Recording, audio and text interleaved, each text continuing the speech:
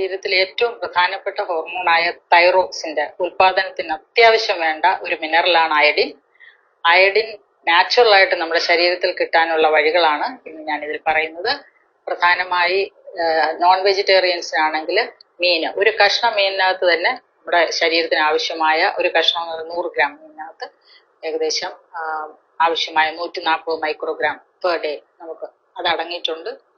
മുട്ട, ഇറച്ചി, പാല് ഇവയെല്ലാം തന്നെ അയഡിൻ സമൃദ്ധമാണ്.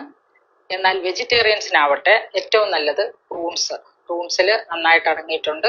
ഒരു 10-15 ഫ്രൂട്ട്സ് ദിവസം കഴിച്ചു കഴിഞ്ഞാൽ ആവശ്യത്തിനുള്ള അയഡിൻ കിട്ടും. പിന്നെ ഓർഗാനിക് സീ സോൾട്ടും പിങ്ക് സോൾട്ടും ചേർത്ത് ഉപയോഗിക്കുക ഡെയിലി.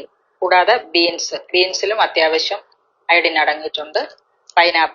പൈനാപ്പിളും ഏറ്റവും നല്ല ഒരു ഫ്രൂട്ടാണ്. അയഡിന്റെ അംശം അതിൽ വളരെ കൂടുതലാണ്. കൂടാതെ ടൊമാറ്റോ, ബീറ്റ്റൂട്ട് ഇവയൊക്കെ തന്നെ അയഡിൻ സമൃദ്ധമാണ്.